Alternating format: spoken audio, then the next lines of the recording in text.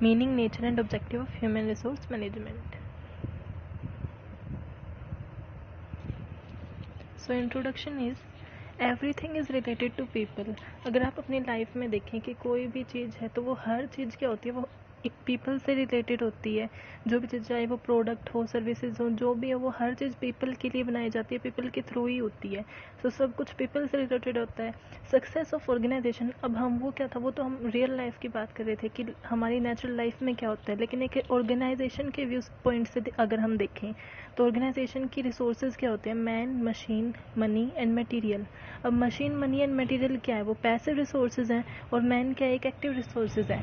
Machine, money and material क्या है, वो यूज़ आता है कि हाँ हम अपनी मीन्स ऑर्गेनाइजेशन की प्रोडक्शन कर सके अगर हमारी मैन्युफैक्चरिंग है तो लाइक, और हमें जो भी प्रोडक्ट बनाना है, जो भी सर्विसेज देनी है, लेकिन वो हम करेंगे कैसे, मैन के थ्रू ही करेंगे ना. इन सारे रिसोर्सेज को हमें यूज़ कैसे करना है, उनको यूटिलाइज़ कैसे करेंगे, जब हम मैन यानी कि अपनी एक्टिव रिसोर्सेज को अच्छे से यूटिलाइज़ कर पाएंगे. Success of organisation depend on the people working in the organisation. अब हमारी, जैसे हमने देखा कि हमारी जो एक्टिव रिसोर्सेज हैं, मेनली हमारी पैसिव रिसोर्सेज भी उन पे इंटरडिपेंडेंट होती हैं. सो हमारी जो सक्सेस है ऑर्गेनाइजेशन की, वो किस पे ज़्यादा मतलब किस पे डिपेंड हुई, हमारे मैन पे डिपेंड हुई ना. और मैन, ऑर्गेनाइजेशन में मैन का क्या रोल है, मीन्स कौन वर्कर्स हैं, एम्प्लॉयज़ हैं, मैनेजमेंट है, ये सब कौन है, ये ह्यूमन रिसोर्स है ना मैंने हमारी ऑर्गेनाइजेशन की. एम्प्लॉयज़ हैं, worker, other people working in an organisation are included in human resource of an organisation. So introduction में हमने क्या किया कि ह्यूमन रिसोर्स होती क्या है. ह्यूमन रिसोर्स क्या है कि जो वर्कर्स हैं, यानी कि human being working in organisation are the human resource of the organisation. कि हमारे जितने भी हमारे वर्कर्स हैं, हमारे एम्प्लॉयज़ हैं, एम्प्लॉयर है, मैनेजमेंट, जितने भी हमारी ऑर्गेनाइजेशन में ह्यूमन बींग काम करते हैं, वो सारे किस चीज़ के अंदर आते हैं, ह्यूमन रिसोर्स के अंदर आते हैं. और HRM ह्यूमन रिसोर्स मैनेजमेंट, तो इसका मतलब क्या हुआ कि हमारे मीन्स नेम ही सजेस्ट कर रहा है ह्यूमन रिसोर्स मैनेजमेंट की मैनेजिंग ह्यूमन रिसोर्सेज, कि हम अपने जो भी हमारे ऑर्गेनाइजेशन में ह्यूमन बींग काम करें, हम उन्हें कैसे मैनेज करते हैं, वो हमारे ह्यूमन रिसोर्स मैनेजमेंट में आता है. Meaning, all activities from you join an organization to till you quit or exit organization life is known as HRM. अब HRM क्या है, ह्यूमन रिसोर्स मैनेजमेंट है कि जैसे ही आपने जैसे एक जॉब ज्वाइन की, और जब तक आप उस जॉब में काम करते हो, उसे क्विट करते हो, रिटायर होते हो, या किसी मीन्स अदर फैक्टर की वजह से आप क्विट करते हो, तब तक की सारी चीज़ें इंक्लूड होती हैं हमारी ह्यूमन रिसोर्स मैनेजमेंट में. बट हम सिर्फ ऑर्गेनाइजेशनल लाइफ को लेंगे, ऐसा नहीं है कि उस टाइम पे उनकी पर्सनल लाइफ में जो जो फैक्टर हुए वो सब हम इसके अंदर इंक्लूड नहीं करते. सिर्फ ऑर्गेनाइजेशनल लाइफ में जब उन्होंने ज्वाइन की और जब तक वो उसे फिनिश करते हैं, तब तक के बीच में ऑर्गेनाइजेशनल लाइफ में जो वो फेस करते हैं, जो भी वो काम करते हैं, उन्हें कैसे मैनेज करते हैं, वो सब किस में आता है, ह्यूमन रिसोर्स मैनेजमेंट में. Human resource management is function of management similar to the other functions which focus on human resources. कि हमारे जो अलग जो बाकी फंक्शंस होते हैं, जैसे फाइनेंस फंक्शन होता है, वो किस चीज़ पे फोकस करता है कि हम फाइनेंस कहाँ से अरेंज करेंगे, उसे कैसे यूज़ करेंगे, कैपिटल कैसे यूज़ करेंगे, या फिर हमारे डिसीजन मेकिंग फंक्शंस होते हैं. ऐसे ही हमारा जो है ह्यूमन रिसोर्स फंक्शन इज़ एक हमारा मैनेजमेंट फंक्शन ही है, और वो किस चीज़ पे फोकस करता है, ह्यूमन रिसोर्सेज पे फोकस करता है, यानी कि हमारे जो ह्यूमन बीइंग काम करते हैं उन पे फोकस करता है. HRM इंक्लूड, अब HRM में हम क्या क्या इंक्लूड करते हैं. अब ये देखिए, human resource management directly related to human being है, ह्यूमन बीइंग से रिलेट करता है.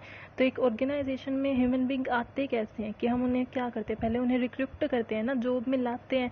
वो जॉब में रिक्रूटमेंट, सिलेक्शन, पहले रिक्रूटमेंट होता है कि जैसे उन्होंने एप्लीकेशन दी कि हमें बोला कि हमने 50 एम्प्लॉयज़ की ज़रूरत है, हमारे पास 1000 एम्प्लॉय की एप्लीकेशन आई, फिर हमने उनका इंटरव्यू लिया, फिर उसके बाद हमने 50 को सेलेक्ट किया. अब सेलेक्ट करने के बाद उन्हें अपने जॉब में जो भी हम उनसे काम कराना चाहते हैं उसके अकॉर्डिंग हम उन्हें ट्रेनिंग प्रोवाइड करेंगे. हम 1 मंथ की देते हैं, 2 मंथ की देते हैं ट्रेनिंग, फिर उसके बाद उनकी compensation, motivation of human resources, ये सब क्या है, ये हमारे HRM के फंक्शंस में इंक्लूड है कि HRM को ये सब परफॉर्म करना होता है, ये सब उन्हें मैनेज करना होता है. ठीक है, ये ड्यूटी होती है ह्यूमन रिसोर्स मैनेजमेंट की. Nature of human resource management, it is directly related to human resources. ये हम पहले means human resource management name ही सजेस्ट कर रहा है कि ह्यूमन रिसोर्स, तो साफ है कि ये डायरेक्टली रिलेटेड है किससे, हमारी ह्यूमन रिसोर्सेज से। जो भी हमारी ऑर्गेनाइजेशन में ह्यूमन बींग काम करते हैं डायरेक्टली उन्हीं से रिलेटेड है। लाइक उनके लिए डिसीज़न लेना, उनके लिए पॉलिसीज़ बनाना, उनके रिगार्डिंग वर्क करना, उनको गाइड करना, ये सब चीज़ें कौन करते हैं, ह्यूमन रिसोर्स मैनेजमेंट करते हैं। Performance management functions for human resources, like कि जो भी मैनेजमेंट फंक्शन है, मैनेजमेंट फंक्शन क्या होते थे कि प्लानिंग करना, ऑर्गेनाइजिंग करना, स्टाफिंग करना, कंट्रोलिंग करना, डायरेक्टिंग करना, ये सब क्या, ये हमारे मैनेजमेंट फंक्शन है। ये सारे मैनेजमेंट फंक्शन वो परफॉर्म करता है, लेकिन किन के लिए करता है, ह्यूमन रिसोर्सेज के लिए करता है। कि हमारे जो ह्यूमन बींग है उनके लिए प्लानिंग करेगा, उनके लिए ये ऑर्गेनाइजिंग करेगा, उनकी स्टाफिंग करेगा, उन्हें डायरेक्ट करेगा और उनको कंट्रोल करेगा। ये सारे जो हमारे मैनेजमेंट के फंक्शंस होते हैं वो एक ह्यूमन रिसोर्सेज के लिए जो परफॉर्म करता है वो है हमारा human resource management. All functions are work in consistent और इंटीग्रेटेड वे। इसका मतलब ये है कि जितने भी हमारे ह्यूमन रिसोर्सेज के फंक्शंस हैं वो इंटीग्रेटेडली वर्क करने चाहिए।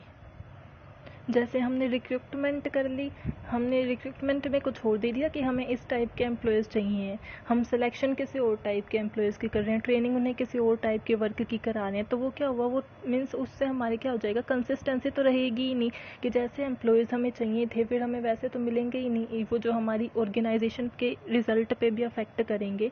सो क्या होना चाहिए कि वो कंसिस्टेंसी होनी चाहिए और इंटीग्रेटेड वे होना चाहिए, ठीक है।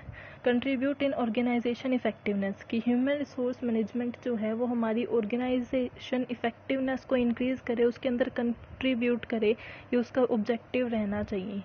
परवेसिव फंक्शन, इट मीन्स कि जहाँ पे भी ह्यूमन रिसोर्स ह्यूमन बींग का काम होता है ना, ये वहाँ हर जगह एप्लीकेबल होता है। कि जो बिग कंपनीज़ होती हैं या फिर बिग इंडस्ट्रीज़ होती हैं उनमें तो इनका एक अलग ही डिपार्टमेंट हो जाता है ह्यूमन रिसोर्स मैनेजमेंट का। और जो हमारी छोटी कंपनीज़ होती हैं या फिर जिनका बजट ज़्यादा नहीं होता वो भी कैसे ना कैसे मतलब मैनेज तो करती ही हैं। उनका स्मॉल जो होता है एक तरीके से काउंसलिंग होती है या फिर जो भी होता है, तो human resource management pervasive function है कि क्योंकि ह्यूमन बींग हर ऑर्गेनाइजेशन में चाहिए तो उनको मैनेज करना तो पड़ेगा ही, तो ये परवेसिव फंक्शन है। कॉन्टीन्यूस फंक्शन की हमें डायरेक्टली इन्हें मैनेज करता रहता है, ये नहीं कि हमने आज रिक्रूट कर लिया तो आगे हमें रिक्रूटमेंट की नीड नहीं पड़ेगी, हमें ट्रेनिंग की नीड नहीं पड़ेगी, तो ये कॉन्टीन्यूस फंक्शन है जिसे हमें कॉन्टीन्यूसली परफॉर्म करते रहना है। ऑब्जेक्टिव ऑफ HRM, कि HRM के ऑब्जेक्टिव क्या हैं, तो मेनली HRM के ऑब्जेक्टिव 2 पार्ट्स में डिवाइडेड हैं, primary objective and secondary objective.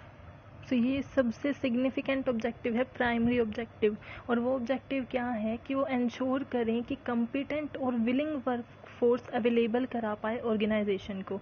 अब कम्पिटेंट मीन्स बेस्ट, जितने भी हमें एप्लीकेशंस मिली हैं उनमें से हम बेस्ट को सेलेक्ट कर सकें, और वो जो विलिंग यानी कि जो वर्क हमने उनसे कराना है वो उस वर्क को करने में एबल हो, विलिंग हो, ऐसी हम वर्क फोर्स अपनी ऑर्गेनाइजेशन को दिला पाए, ऐसा ये हमारा फर्स्ट ऑब्जेक्टिव है ह्यूमन रिसोर्स मैनेजमेंट का। सेकेंडरी ऑब्जेक्टिव जो है वो फिर 4 फर्दर पार्ट्स में डिवाइड होते हैं, societal, organisational, functional and personal. So societal में क्या आएगा कि HRM सोसाइटी के लिए क्या करे, क्योंकि जो भी ऑर्गेनाइजेशन है वो सोसाइटी में ही इस्टेब्लिश होगी, सोसाइटी के लोगों जो सोसाइटी से जुड़ी रहती है हमेशा, तो सोसाइटी के लिए क्या कर सकती है HRM, कि उसका ऑब्जेक्टिव है सोसाइटी के लिए कि वो सोसाइटी की नीड को, चैलेंजेस को फेस करे, सोसाइटी के लिए वर्क करे, लेकिन जो भी वो वर्क कर रही है वो ये ज़रूर ध्यान रखे कि उसका नेगेटिव इम्पैक्ट ऑर्गेनाइजेशन पे ना पड़े। अब सोसाइटी कोई भी चैलेंजेस फेस कर रही है या फिर उनकी नीड क्या है उसके अकॉर्डिंग प्रोडक्ट बनाना या फिर चैलेंजेस में उनकी कोई हेल्प करना, लेकिन उसका नेगेटिव इफेक्ट हमारी ऑर्गेनाइजेशन की इफेक्टिवनेस पे नहीं पड़ना चाहिए, ये भी ध्यान में रखना होगा, और सोसाइटी के लिए वर्क भी करना है। नेक्स्ट है ऑर्गेनाइजेशनल ऑब्जेक्टिव। ऑर्गेनाइजेशन मीन्स कि हमारी ऑर्गेनाइजेशन के रिगार्डिंग हमारी HRM का क्या रोल है, कि ऑर्गेनाइजेशन के रिगार्डिंग मेन रोल है कि ऑर्गेनाइजेशन की इफेक्टिवनेस में कंट्रीब्यूट करें। अब इफेक्टिवनेस क्या होती है कि हमारी कॉस्ट तो कम हो, वो अपने ऑब्जेक्टिव भी अचीव कर रही हो और उससे सब सेटिस्फाई भी हो। मेनली फोकस क्या कि उसके कॉस्ट कम हो, तो ऑर्गेनाइजेशन की इफेक्टिवनेस में जो कंट्रीब्यूट करे ये उसका सेकेंडरी ऑब्जेक्टिव है। देन फंक्शनल, फंक्शन यानी कि हमारे खुद के फंक्शन है, HRM एक खुद फंक्शन है, तो वो उसके लिए उसका क्या ऑब्जेक्टिव है कि perform on an appropriate level according to the need of organisation, कि जो ऑर्गेनाइजेशन की नीड है उसके अकॉर्डिंग, जो मीन्स एक अप्रोप्रिएट लेवल पे उसे परफॉर्म करे जो ऑर्गेनाइजेशन उनसे चाहती है कि HRM एटलीस्ट इतना तो परफॉर्म करे ही, उससे बेटर वो परफॉर्म करे, या फिर एक अप्रोप्रिएट लेवल पे जो हमारी ऑर्गेनाइजेशन के लिए भी बेनिफिशियरी हो उस लेवल पे परफॉर्म करे हमारा HRM फंक्शन, ये हमारा ऑब्जेक्टिव है। नेक्स्ट है personal function, personal fulfilment of personal objective which contribute more in organisation. अब देखो कि पर्सनल क्या है कि जो एम्प्लॉयज़ वगैरह जो भी वर्कर्स हैं, जो भी एम्प्लॉयज़ हैं जो हमारी ऑर्गेनाइजेशन में काम करते हैं, उनके पर्सनल ऑब्जेक्टिव को फुलफिल करना, मीन्स अगर उनके पर्सनल ऑब्जेक्टिव फुलफिल होंगे तो वो ज़्यादा सेटिस्फाई फील करेंगे, ज़्यादा सेटिस्फाई फील करेंगे तो वो और अच्छे से वर्क करेंगे हमारे ऑर्गेनाइजेशन में, और फिर हमारे ऑर्गेनाइजेशन में अच्छे से वर्क करेंगे तो वो कंट्रीब्यूट करेंगे, ज़्यादा कंट्रीब्यूट करेंगे जितना पहले कंट्रीब्यूट करे थे उससे, जिससे हमें ऑब्जेक्टिव अचीव करने में ज़्यादा आसानी होगी। तो इसलिए पर्सनल ऑब्जेक्टिव भी उनका एक ऑब्जेक्टिव होता है, उन्हें फुलफिल करना। सो हमारे ये ऑब्जेक्टिव थे। Thank you.